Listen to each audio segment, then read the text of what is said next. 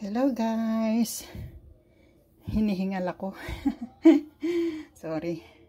Meron tayo ditong ano to? Balanghoy, kamoteng kahoy. Yung mga 1 kilo to.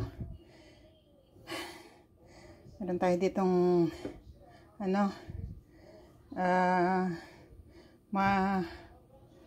nyog na kinayod. Tapos, meron din tayo ditong 2 itlog. Okay. Nagawa tayo ng royal bibingka. Meron tayo ditong vanilla. Meron tayo dyang melted butter, coconut milk. Meron tayo dyang angel evaporada, at saka angel condensada. So ito, ipra-process natin siya sa sa food processor para na lang mabilis.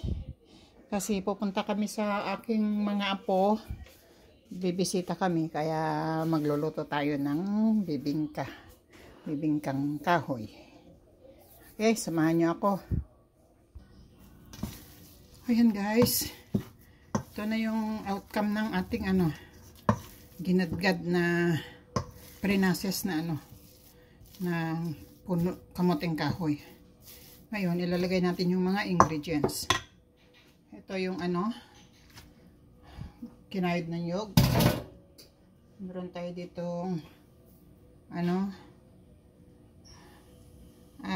condensed milk. Lagay na lang natin lahat.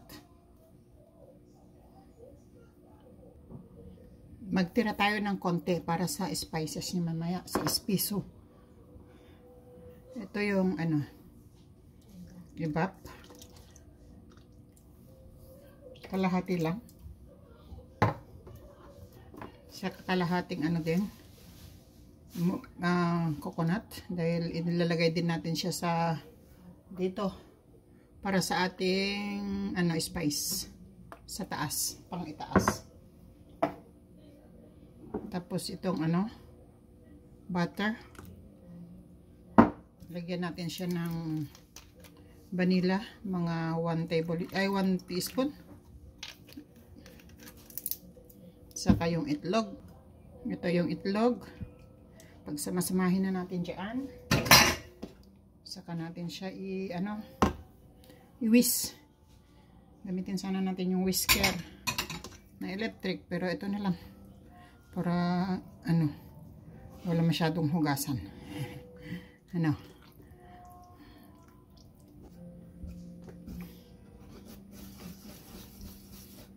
Ayan, okay na to guys.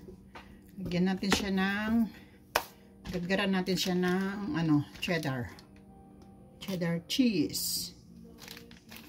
Napansin nyo, hindi ako naglagay ng asin kasi ito ang natin, pang balance natin sa tamis. Naggaran natin siya ng cheese.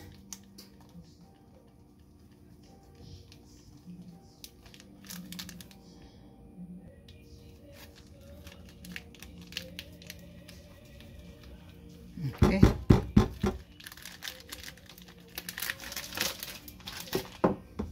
Yan, halo-halo natin. Saka natin ilagay sa molder. Ayan, okay na siya. Yan guys, nahalo na natin. Ilagay natin siya sa molder. Ito ang mga molder na gagamitin ko para per piece. Nalagyan na natin yan ng butter. Ngayon, ilagay natin siya. Scoop natin siya. Bali, ganito siya guys.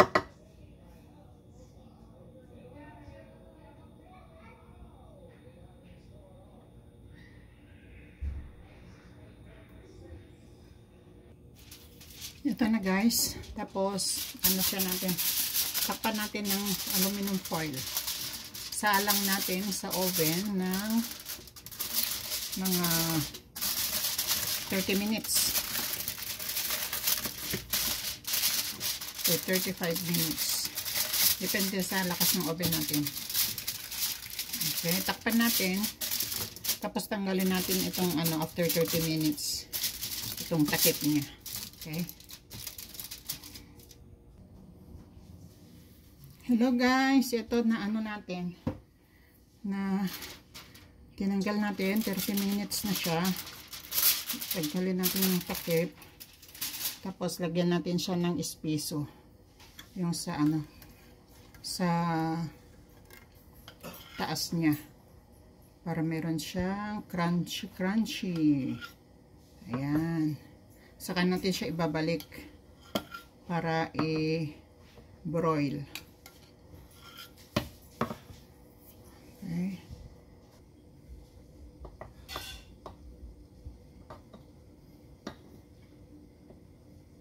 Ito guys ay pinagsama ko siya na evaporated milk at saka gata ng nyug. Nilagyan ko konti ng starch, yung glutinous rice na flour para lumapot. Okay, ibabalik natin siya sa oven, mga 15 minutes pa, maluluto na siya. Ito na guys ang ating finished product. Ayan. Ayan na natin. Hinihingal ako. Iyan na lang natin siya. Palamigin. Saka natin siya ipapak. Kasi aalis na kami. Ayan na guys. Ayan na guys ang ating finished product. Ang ating royal bibingka. Ito oh, malambot siya.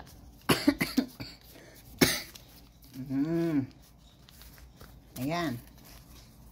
Dadalhin namin sa aming mga apo.